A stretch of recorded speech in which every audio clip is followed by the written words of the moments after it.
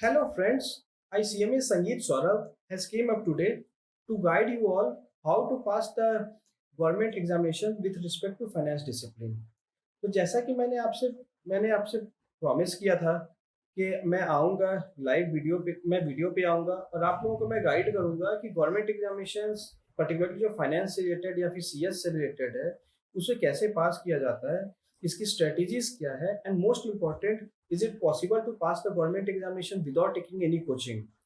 Because अगर हम अपनी स्टडीज को अगर हम लोग देखें प्रोफेशनल एग्जामिनेशंस की पर्टिकुलरली अगर बात करें तो उसमें काफ़ी इन डेप्थ हमें स्टडीज करनी पड़ती है, तो हमारे पास टाइम थोड़ा कम रहता है। और साथ ही साथ अगर गवर्नमेंट एग्जामिनेशंस की अगर बात करें तो उनकी स्ट्रेटजीज बिल्कुल डिफरेंट है क्रैक करने की।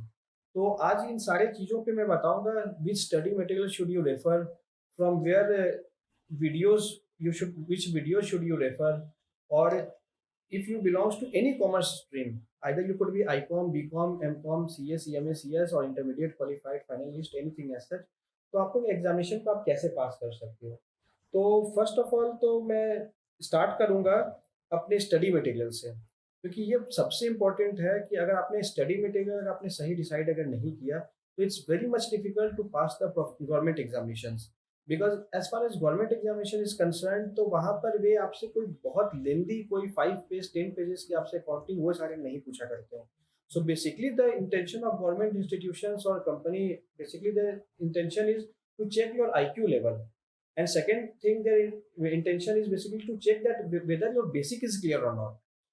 Basically what happens with us that we pass the foundation examination of professional institute, we pass the intermediate also, we pass the final examination also, and after passing the final examination और after passing the intermediate ये हमारी perception में होती है, क्योंकि हमारे exams में काफ़ी टफ क्वेश्चंस काफ़ी लंबे लंबे क्वेश्चंस आया करते हैं। तो हम क्या हमारी आदत होती है हम 5 पेज 10 पेज के बड़े बड़े क्वेश्चंस को सॉल्व करने लगते हैं, बट कहीं ना कहीं हमारी बेसिक जो the knowledge which we have acquired in class 11 class 12 और एट ग्रेजुएशन लेवल, तो और एट फाउंडेशन लेवल, तो slowly and gradually that knowledge gets wiped off. तो हम उसके बाद और अगर जहाँ तक गवर्नमेंट एग्जामिनेशन के सवाल है, मैं आपको बहुत सारे स्पेसिमेंस में क्वेश्चन पेपर भी आपको दिखाऊंगा, आपने खुद भी देखा होगा। तो मेजरली आप देखोगे कि उनमें क्वेश्चंस जो पूछा जाता है that is basically related to class 11 level to graduation level to max CA और सीएमए इंटरमीडिएट लेवल। तो ये फाइनल लेवल का क्वेश्चन बहुत सिलेक्टिव टॉपिक अगर हो तो, वरना वो मैक्सिमम फाउंडेशन और इंटर लेवल को हिट करते हैं। क्योंकि अगर आप किसी गवर्नमेंट ऑर्गेनाइजेशन में अगर आप काम करते हो तो वहां पर बेसिकली नेचर ऑफ वर्क होती क्या है। तो basically the nature of work over there is basically very much related to the basic accounting level. थोड़ी हाई प्रोफाइल लेवल की भी काम मिलती है, but that is very much limited. तो वे आपके बेसिक वगैरह टेस्ट करते हैं। तो चलिए सबसे पहले तो हम लोग स्टार्ट करेंगे, सारे टॉपिक्स को धीरे धीरे हम लोग कोप अप करेंगे, एक एक ग्रेजुअली हम लोग प्रोसीड करेंगे।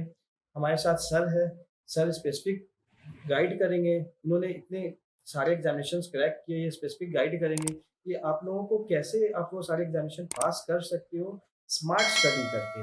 Because again I am telling hard, if you are doing a hard study then in that case it's very much difficult to pass the government examinations, but if you are doing the smart study then it's very much possible to pass the government examinations.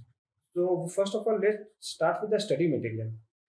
तो ये study material जो है basically उन सारे jobs के लिए मैं बता रहा हूँ। अगर आप अकाउंटेंट लेवल की अगर आप बात कर रहे हो, इसमें बेसिकली आपकी 11 लेवल 12 लेवल ग्रेजुएशन लेवल इसकी हो गई, और साथ ही साथ सीए सीएमए फाउंडेशन या इंटरमीडिएट लेवल की हो गई। तो उसमें बेसिकली क्या है स्टडी मटेरियल, अगर आप सेल्फ स्टडी कर रहे हो तो एज पर माई सजेशन, क्योंकि मैंने जितने भी सारे एग्जामिनेशन पास किए हैं और मैं अपने अनुभव से बता रहा हूँ, और मुझे लगता है कि ये सारी चीज़ आप लोगों को भी it would help you a lot अगर आप लोग इम्प्लीमेंट करते हो। तो as far study material concern मैं बोलूँगा कि आप सबसे पहला काम तो आप ये करो कि आप सीए इंस्टीट्यूट आईसीआई और सीएमए इंस्टीट्यूट आईसीएमए उसकी फाउंडेशन और इंटरमीडिएट उसके सारे पेपर्स को आप डाउनलोड कर लो, सिर्फ सॉफ्ट कॉपी में डाउनलोड करके अपने सिस्टम पे आप सेव कर लो। तो सबसे पहली चीज़ तो ये है। और मैंने जो स्ट्रेटेजीज किया था, मैं पहले अपने स्ट्रेटेजीज बता देता हूँ, फिर सर से भी हम लोग इन सारी चीज़ों पे नॉलेज लेंगे, इंसाइट लेंगे, वो इन सारी चीज़ों पे एड ऑन करेंगे। तो मैं क्या किया करता था, मैंने बहुत सारे गवर्नमेंट एग्जामिनेशंस मैंने क्रैक किए। मैंने क्या किया कि मैंने सबसे पहले 2 फ़ोल्डर बनाया। एक फ़ोल्डर का मैंने नाम रखा सीए और एक अदर फ़ोल्डर का नाम मैंने रखा सीएमए। सीए फ़ोल्डर के अंदर भी मैंने 2 सब फ़ोल्डर बनाया, एक फाउंडेशन और एक इंटरमीडिएट, लाइकवाइज़ सीएमए में सेम किया। और फिर मैंने सारे के सारे फाउंडेशन में 4 पेपर्स होते हैं सीए और सीएमए में, और इंटरमीडिएट में 8 पेपर्स होते हैं। तो मैंने सारे पेपर्स को मैंने उसके अंदर डाल दिया। फिर मैंने चेक करना स्टार्ट किया कि इसमें कॉमन पेपर कौन-कौन से हैं। तो जब कॉमन पेपर आप देखोगे तो majority of approx 70 to 80% paper in both of the institute is basically same only. Same. तो जैसे मैंने फाउंडेशन का मैंने देखा, फाउंडेशन में वही सेम अकाउंट्स होते हैं, लॉ होती है, मैथमेटिक्स होती है, और साथ में आपकी बेसिकली इकोनॉमिक्स होती है। सीएमए में भी सेम है। तो मैंने क्या किया कि मैंने सीए के जो, अगर आप न्यू सिलेबस में देखोगे, इन्होंने अपने मॉड्यूल को इतना अच्छा इम्प्रूव कर रखा है। ये हर चैप्टर के लास्ट में बेसिकली एक पूरे एक समरी समरी वाइज रिवीजन। बनाते हैं, लेट अस रिकैप्चुलेट के नाम से। तो उसमें वे पूरे चैप्टर्स की वे एक समरी डाल दिया करते हैं। चैप्टर सपोज करिए अगर 50 पेजेस के हैं, तो इन 5 pages they gives the basically what's in the crux that what is the relevant point which is being very important from the examination perspective. तो सबसे पहला काम आप ये करिए कि आपके पास टाइम तो कम रहेगी। तो आपके पास, चूँकि आपको प्रोफ़ेशनल स्टडीज़ की भी आप पढ़ाई कर रहे होंगे, या फिर आप आईकॉम, बीकॉम कर रहे हो, उसकी भी आपके पास स्टडीज़ होगी। तो आपको तो वो तो मैनेज करनी है, एकेडमिक को भी मैनेज करना है, at the same time you have to prepare for the government examination also. तो आप क्या करो, लेट अस रिकैप्चुलेट से आप जाके गो थ्रू हो जाओ, पहली बात। सेकंड चीज़ मैं ये कहना चाहूँगा कि कुछ एक टॉपिक ऐसे होते हैं व्हिच आर वेरी मच जिसमें आपको थोड़ी इन डेप्थ नॉलेज होनी मैंडेटरी होती है। जैसे मैं एग्ज़ाम्पल बोलूँ, अगर मैं फाउंडेशन की बात करूँ, तो जैसे पार्टनरशिप अकाउंट हुई, तो मैं बोलूँ पार्टनरशिप लॉ हो गई, इंडियन पार्टनरशिप एक्ट 1932, अगर वो हो गई, तो मैं बोलूँगा इट्स बेटर, ज़्यादा इन डेप्थ है नहीं, बट उसमें मैं बोलूँगा आप उसे पूरे एक्ट को एक बार उसका पूरा की नोट से देख लो। लेट अस रिकैप्चुलेट पे बस ना जाके आप उस पे चल जाओ। नेगोशिएबल इंस्ट्रूमेंट हो गई, उसको आप थोड़ा-सा इन डेप्थ चले जाओ। ये सारे इंपॉर्टेंट लॉज़ हैं। इसी हिसाब से अगर आप इंटरमीडिएट लेवल पे आओगे, तो जैसे आपकी लेबर लॉज़ वगैरह हैं, बोनस हो गई, ग्रेच्युटी हो गई, पीएफ हो गई, इन सारी चीज़ों पे, इन सारी चीज़ों को आप लेटेस्ट रिकैप्चुलेट से निकाल लोगे। कंपनी लॉ पे आप देखो कि लेटेस्ट रिकैप्चुलेट करो, और साथ ही साथ जो कीवर्ड वगैरह है, जैसे ड्यू डेट्स क्या है, पेनल्टी, रेलेवेंट पेनल्टी, अगर जो इम्पोर्टेंट पेनल्टी अगर हो जाती है, जैसे आपकी 447, 448 की हो गई, इम्पोर्टेंट सेक्शंस वगैरह, ये इसको आप याद कर लो। तो इन सारी चीज़ों को आप हल्का-हल्का यहाँ से देख लिया करो। तो अब मैंने क्या किया था कि मैं सीए के मॉड्यूल से मैं लेटेस्ट रिकैप्चुलेट और वहाँ से मैं स्टडीज़ किया करता था। बट अगर सिलेबस वाइज़ देखा जाए, तो सीएमए के सिलेबस जो है, वो थोड़ा ज़्यादा है इन कंपैरिज़न टू सीए के सिलेबस से। सीए के सिलेबस वास्ट है इन कंपैरिज़न टू सीएमए के syllabus. But as far as the area of coverage is concerned, तो सीएमए के सिलेबस ज़्यादा इन कंपैरिज़न टू सीए के सिलेबस। तो जैसे लॉ की अगर बात करूँ मैं, तो सीएमए पे आप आओगे तो आपको बहुत सारे एक्स्ट्रा लॉज़ भी आपको पढ़ने पड़ते हैं इन सारे के ऊपर, जैसे आपकी मैटरनिटी बेनिफिट एक्ट हो गई, इंडस्ट्रियल डिस्प्यूट्स एक्ट हो गई, इस तरीके से पेमेंट ऑफ वेजेस एक्ट हो गई, और इन सारी से भी एग्जामिनेशन में फैक्ट्रीज एक्ट हो गए। एग्जामिनेशन में गवर्नमेंट एग्जामिनेशन क्वेश्चन पूछा करता है, बट कम पूछा जाता है। तो इन सारी चीज़ों को आप क्या करो, केवल आप समरी नोट से आप रेफर करो, केवल समरी नोट से आप रेफर करो, और वो करके आप इससे करते चले जाओ। और जो पेपर कुछ एक्स्ट्राज होगी, कुछ पेपर ऐसे निकल के आती जो सीए में है, सीएमए में नहीं है, सीएमए में है, सीए में नहीं है, उस पेपर को आप अलग से देख लो थोड़ा सा, अगर टाइम बचे तो। जैसे सीएमए में एक पेपर आती है ओएमएसएम, ऑपरेशन मैनेजमेंट। अगर मैं अपने एक्सपीरियंस से बताऊं, तो मैंने इतने सारे गवर्नमेंट एग्जामिनेशंस दिए हैं, बट मेरे को हार्डली मैंने कभी ओएमएसएम, ओएम की मैंने किसी क्वेश्चंस ऑपरेशन मैनेजमेंट के मैंने देखे हैं, हार्डली, बिल्कुल ऑलमोस्ट नहीं के बराबर ही होती है। स्ट्रैटेजिक मैनेजमेंट के कुछ आपको मिल जाते हैं, वो आप चाहो, आपके पास टाइम अवेलेबल हो तो आप करो। अगर नहीं अवेलेबल हो तो आप उसे नहीं भी कर सकते हो, कर लो तो वेल एंड गुड है। उसमें कुछ एक इम्पोर्टेंट, जैसे आपके क्वार्टर मॉडल वगैरह हो गए, एंड सॉफ्ट डिलीटिंग मैट्रिक्स, ये सब कुछ सिक्स सिग्मा वगैरह हो गई, तो ठीक है, वरना आप इसे स्किप भी कर सकते हो। गवर्नमेंट एग्जामिनेशन में बहुत ज़्यादा इस टॉपिक को भी पकड़ते नहीं है। तो सर से मैं कुछ पर्सनल में क्वेश्चंस पूछना चाहूँगा, जो कि ये सारे आपके भी क्वेश्चंस हैं। कंटिन्यूअसली मुझे टेलीग्राम पे भी ये सारे मैसेजेस आते हैं, यूट्यूब में भी आते हैं, पर्सनल मेरे को मैसेज आते हैं। तो ये एक मैसेज आता है कि sir, I am a MCom, BCom, CA, CMA, inter और क्वालिफाइड एज सच, कुछ भी हो। तो सर मैंने कोई कोचिंग अलग से नहीं ले रखा है। तो क्या is it possible for me कि मैंने कोई कोचिंग नहीं लिया गवर्नमेंट एग्जामिनेशन के लिए, तो is it possible that without taking any coaching you could crack the government examination? First question is this. And second thing, sir, if it is possible, then what's the strategy that a student who is being, and take into the account that there is some student who is been preparing for MCOM or CA inter, CMA final, CA final. So he's having his academic luggage also. So he has having obligation to pass his academic examination also, and at the same time he's an aspirant of government examination also. He at the same time he want to pass the government examination. Is it possible, sir? And if it is possible, then please enlighten, sir, our student, that how come it's possible? How could it be? Yes, yes. So I think to pass the government exams, like it is obviously possible without the coachings also. Like I have done it myself. The Mr. Sangeet has also done it, and we know many colleagues who have done it on the self study only. So in the government exam, what is the structure is there is some technical questions and there is some non-technical questions. So for the technical questions, if you have like prepared well for if you are studying for CA, CMA something, then you are well prepared for finance thing.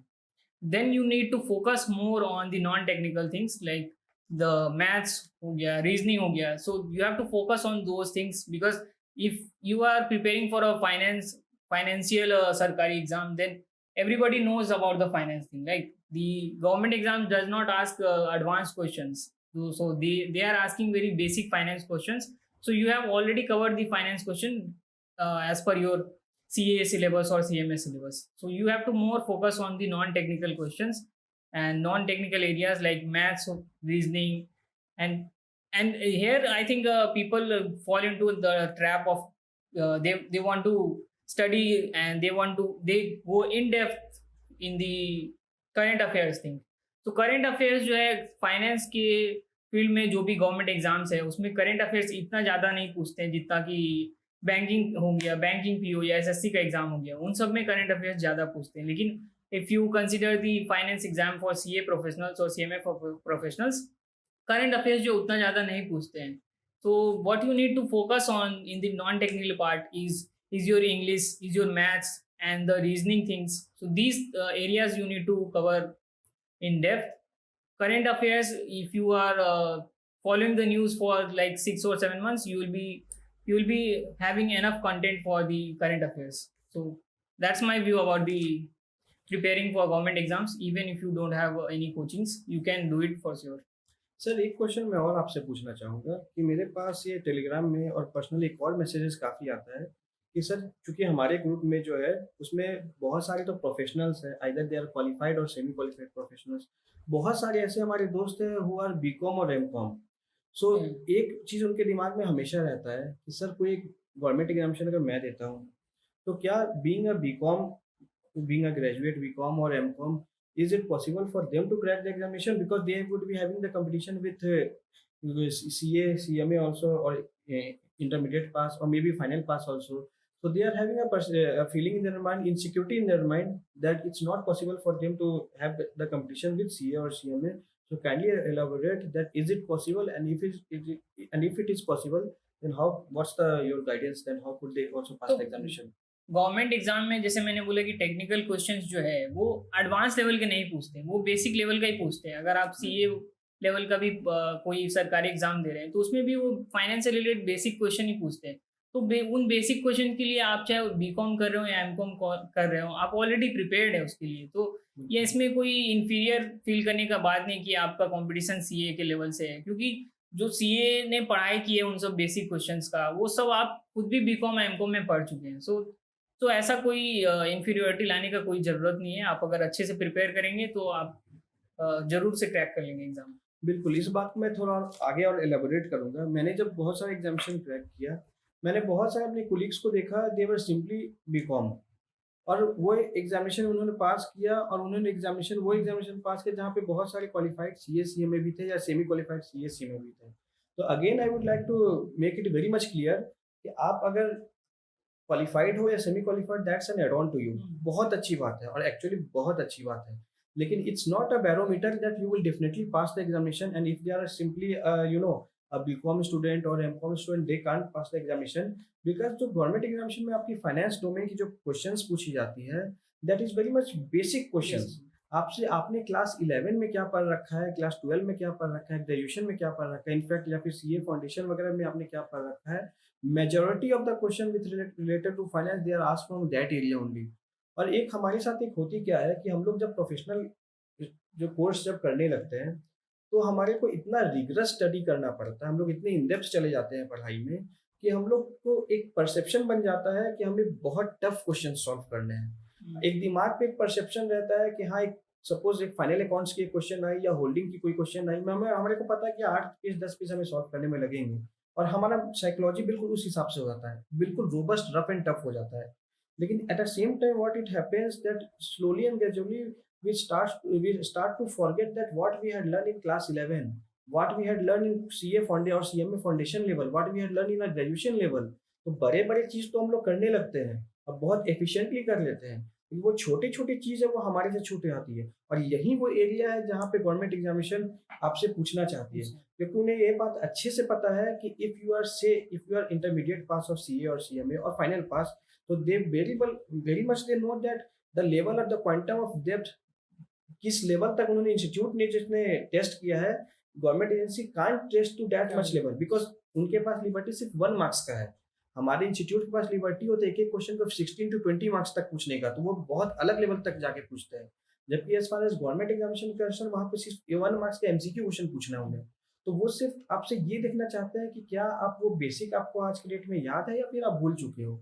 Again I would say if you are preparing for government examination, then again I would say start studying or start doing the revision of class 11, class 12, BCom and CA foundation and max to max CA intermediate level। इसके ऊपर level का if you are qualified also chartered accountant, cost accountant and you are giving examination specifically for CA CMA basis only also, in that case also you would find that more than 70 to 80% questions which was related to finance domain that was being asked from the intermediate level only and to certain extent to foundation level only। I'm talking about the candidate for the vacancies which are specifically for the CA or CMA final pass only. In that case also, majority of the question would be from the intermediate level only।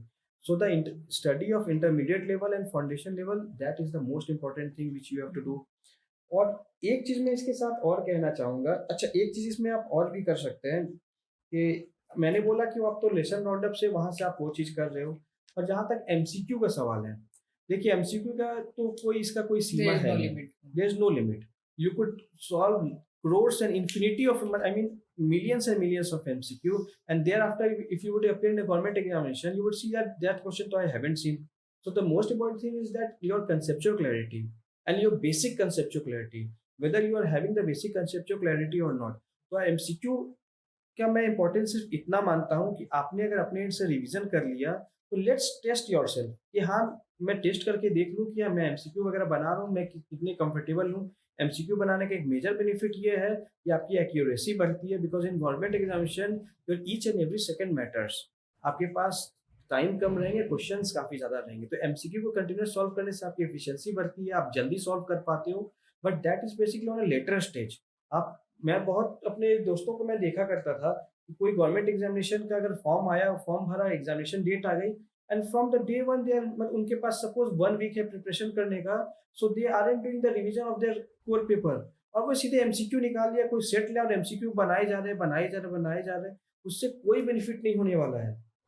आपके वो MCQ आपके exam में नहीं पूछने जा रहे हैं। आपने अगर उस समय अपने कंसेप्ट क्लियर कर लिया, आप पहले कंसेप्ट क्लियर करो, फिर उसके बाद आप एमसीक्यू को रेफर करो, तो आपके लिए वो बहुत काम करेगा। तो अच्छा एक चीज में और भी है, चलिए एक इम्पॉर्टेंट चीज मैं इसके साथ और डिस्कस करना चाहूंगा, नॉन टेक पार्ट को लेके। सर नॉन टेक पार्ट जो है ये सबसे मेजर पार्ट है जहाँ पे हमारे फाइनेंस रिलेटेड जो भी हमारे स्टूडेंट्स हैं वे सफ़र करते हैं, क्योंकि हमारे जो करिकुलम हुआ करता है, हमारे करिकुलम में हमारे को इन डेप्थ में रीजनिंग नहीं पढ़ाया जाता है। मैथमेटिक्स भी वो भी होता है फाउंडेशन लेवल पे, फिर उसके बाद हमारा कोई सरोकार मैथमेटिक्स से भी नहीं होता है। और जब वे गवर्नमेंट एग्जामिनेशन में आते हैं तो वे देखते हैं कि वहाँ पे उनसे क्या पूछा जा रहा है, उनसे इंग्लिश पूछा जा रहा है, और उनसे क्यूटी मतलब मैथमेटिक्स पूछा जा रहा है, रीजनिंग पूछा जा रहा है, डेटा इंटरप्रिटेशन पूछा जा रहा है। और यहाँ पर क्या प्रॉब्लम आती है कि यहाँ पे हमारे स्टूडेंट बिल्कुल हैवॉक, बिल्कुल शॉक्ड हो जाते हैं कि ये तो हमें बिल्कुल आता ही नहीं है। और again I would like to say that आप मेरे से एक मूल मंत्र अगर पूछोगे, बीइंग अ फाइनेंस प्रोफेशनल, मैं सिर्फ ये बात बता रहा हूँ with only with respect to finance profession only. अगर हमारे प्रोफेशन से रिलेटेड कोई अगर वैकेंसीज अगर आई हुई है और मेरे से एक लाइन में अगर पूछोगे कि what is the you know आपके पास होने की आपकी सबसे इम्पोर्टेंट की नोट क्या है, तो मैं बोलूँगा कि आपके नॉन टेक पे आपका कमांड क्या है, क्योंकि as far as technical is concern, तो each and every student either मतलब he must be either ICom, MCom, CA, CMA, anything as such, CS. तो वो क्या है कि वो तो सारे सेम स्कूल ऑफ थॉट से सेम चीज पढ़ के निकले हैं, वे सभी को आता है। हो सकता है कि सर का मेरे से शायद 4 नंबर एक्स्ट्रा आ जाए, मेरा 4 नंबर कम आ जाए, वो एक डिफरेंट केस है। लेकिन मेजर डिफरेंस जो करेंगे दो कैंडिडेट के बीच में वो ये है कि आपको मैथमेटिक्स कितना आता है, रीजनिंग कितना आता है। ये एक बहुत इंपॉर्टेंट टॉपिक है और ये अनफॉर्चुनेटली या कुछ बोलिए हमारे प्रोफेशन में ये चीज़ नहीं पढ़ाई जाती है, हमारे कोर एरिया एक्चुअली नहीं है। तो यहाँ पे मैं चाहूँगा मैं आपको थोड़ा गाइड भी करूँगा और मैं सर से भी थोड़ा इस पे इन डेप्थ नॉलेज भी लूँगा आप सभी के लिए, कि ये भी थोड़ा अपनी स्ट्रैटेजी बताएं। सर ने काफ़ी अच्छा स्कोर किया था नॉन टेक पार्ट में, इनफैक्ट मतलब it's a privilege to say that sir was the second scorer, इन्होंने सेकंड स्कोर किया था हमारे पूरे बैच में कोल इंडिया के नॉन टेक जो पोर्शन है बेसिकली, उसमें इनका टोटल एग्रीगेट में इनका सेकंड पोजीशन था। तो इनका एक बिल्कुल अलग लेवल का स्ट्रैटेजीज था, तो ये भी आपसे शेयर करके आपको बताएंगे। लेकिन मैं आपको इसमें एक जो मैं अपने एक्सपीरियंस से आपको बताना चाहूँगा पहले इस चीज़ को लेके, कि जहाँ तक रीजनिंग मैथमेटिक्स का सवाल है, तो मैं जब मैं तैयारी में गवर्नमेंट, जब मैं एक तो प्रोफेशनल एग्जामिनेशन की तैयारी भी कर रहा था, and eight the same time I was also giving the government examination, different government examinations. तो मैं भी ये सेम प्रॉब्लम फेस करता था कि मैंने तो कोई कोचिंग वगैरह कहीं से ली नहीं है, और रीजनिंग मैथमेटिक्स तो बेसिकली ये हमारे कोर एरिया बिलोंग नहीं करती है। तो यहाँ पे मुझे एक अच्छे चैनल मुझे मिल गए थे, जहाँ से मैंने रेफर किया था। आप चाहो तो एक बार आप देख सकते हो, अगर आपको अच्छी लगी तो from there you could recommend, you could basically see, और नहीं लगी तो फिर आप बहुत सारे यूट्यूब चैनल आप कहीं से भी जाके देख सकते हो। बट पर्सनली जो जहाँ से मैंने तैयारी की थी, एक यूट्यूब पे एक चैनल है whose name is online SSC tutors, जिसे मैं डिस्क्रिप्शन में मैं डाल दूंगा। ये बेसिकली वीडियोस, मैं इनके वीडियोस इसलिए देखा करता था क्योंकि वे बेसिकली 15 टू 20 मिनट के अंदर वो सारे जैसे मैथमेटिक्स से प्रॉफिट एंड लॉस, तो 15 टू 20 मिनट्स के अंदर वो प्रॉफिट लॉस का एक क्रक्स में बता दिया करते थे, और वो क्वेश्चंस वगैरह सॉल्व करवा दिया करते थे। एक हमारे लाइन से रिलेटेड क्या है कि हमारे में जो नॉन टेक पार्ट है वो टफ नहीं पूछा जाता है, वो बिल्कुल जो आपसे जो ऑर्गेनाइजेशन है, कंपनी जो है, वो गवर्नमेंट है, वो आपसे बेसिकली ये देखना चाहती है कि उसका आपको बेसिक नॉलेज है कि नहीं। हालांकि अगर as far as finance portion is concern, तो बहुत सारे जो ऑर्गेनाइजेशन में बहुत टफ क्वेश्चन पूछते हैं, because and we should know, because we are the expert of that field, we are the expert of finance. So in that case we ought to know that, ठीक है वो अगर tough पूछ रही है तो कोई दिक्कत नहीं, क्योंकि वो हमें आना भी चाहिए। लेकिन चूंकि ये हमारा एरिया नहीं है, तो इसमें मैंने जितने भी एग्जामिनेशन दिए हैं, मैं मोर देन 90% एग्जामिनेशन बता रहा हूँ, बहुत ही आप अपने कॉमन सेंस पे अगर आप अप्लाई अगर लगाओगे, तो भी आप मेजोरिटी ऑफ द क्वेश्चंस आप बना सकते हो थोड़े अपनी आईक्यू और कॉमन सेंस लगा के। तो मैंने रीजनिंग और मैथमेटिक्स के लिए ऑनलाइन एसएससी ट्यूटर्स था, मैंने वहाँ से रेफर किया। और इंग्लिश, कंप्यूटर और जीके, ये बिल्कुल एलिमेंट्री लेवल का पूछा जाता है। इसके लिए मैंने एक ल्यूसेंट का बुक आता है, ऑनलाइन आप परचेज कर सकते हो ल्यूसेंट का, बिल्कुल पतला सा होता है, ब्रीफ में होता है, वहाँ से आप इन सारी चीज़ को आप कर सकते हो। सर एक चीज़ मैं यहाँ पे आपसे पूछना चाहूँगा, आपने बहुत सारे गवर्नमेंट एग्जामिनेशंस दिया है, क्रैक भी किया है। एक जीके को लेके देखिए sir, GK as far as GK is concerned, तो basically that is like an ocean, like unlimited infinite, unlimited है। और एग्जाम और उसका कोई लिमिट नहीं है। और एग्जामिनेशन में जब आप देखोगे तो किसी एग्जामिनेशन में it is being asked for 5 marks, तो other examination it is being asked for maximum 15 to 20 marks, 20 marks. but there is no limit to prepare for GK. So sir, please guide that sir what, because in government examination 1 marks also matters. एक number के कारण किन्हीं का selection हो जाता है और किन्हीं का सिलेक्शन छूट जाता है।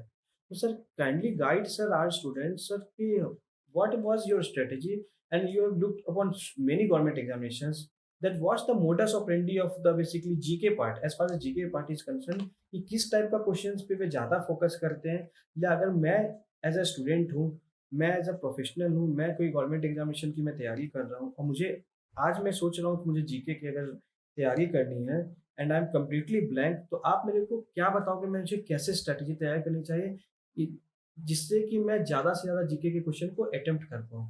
Sir please. तो फाइनेंस प्रोफेशनल का जो भी गवर्नमेंट एग्जाम है, उसमें ज़्यादा जो करंट अफेयर्स नहीं पूछते। करंट अफेयर्स के लिए अगर आप you have read the news for like 6-7 months, you are prepared for that. They normally ask what is the static GK. What we will say that it is a static GK. Like India में लाइब्रेशन policy कब हुआ था, India में सेबी कब register हुआ था. तो these kind of static GK, these you have to know, like it is also related to our finance background only, and it is a general thing. So that kind of static GK they mostly ask. Current affairs इतना ज़्यादा नहीं पूछते. So current affairs, if you follow the news for 6-7 months, that is well enough. And you have to study this static GK, and you have to prepare accordingly.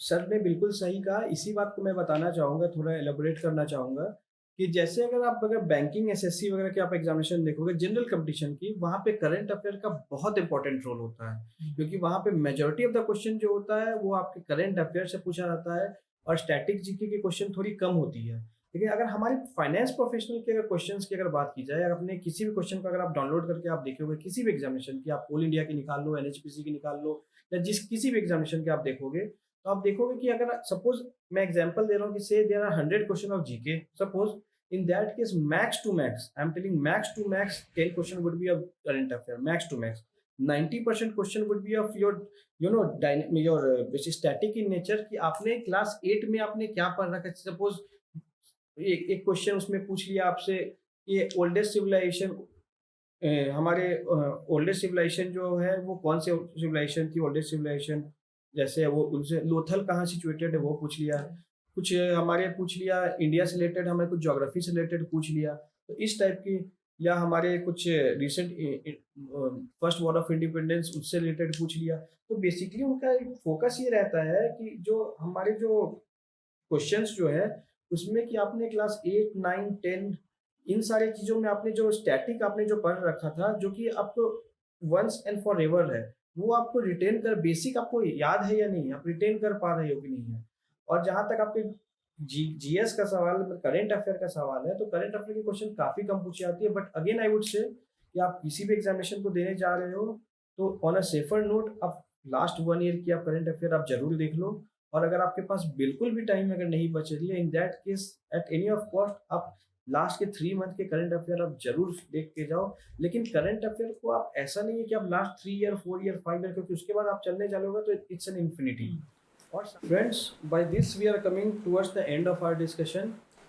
और अगर आपको फिर भी अगर आपको किसी भी तरह से आपको कोई सजेशंस चाहिए, कोई क्वेरी है, कोई क्वेश्चन है, तो प्लीज़ आप डिस्क्रिप्शन में आप जाके आप सारे कमेंट कर सकते हैं।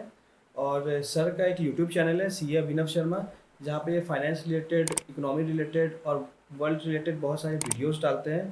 तो kindly subscribe his YouTube channel अगर आप अपडेट होना चाहते हैं फाइनेंस वगैरह से। एंड इट्स इम्पॉर्टेंट कि अगर since we all are finance professional, तो it's important that you should be having the knowledge about what is being happening in the global financial world. So you could subscribe his YouTube channel. और अगर कुछ question है तो आप हमारे Telegram channel पे भी पूछ सकते हैं, लिंक डिस्क्रिप्शन में। ठीक है friends, by this we are closing our today's session. Very soon we will come up again and we'll have a discussion about how to crack the government examination, various strategy, and any another topic as such. Thank you. Thank you so much.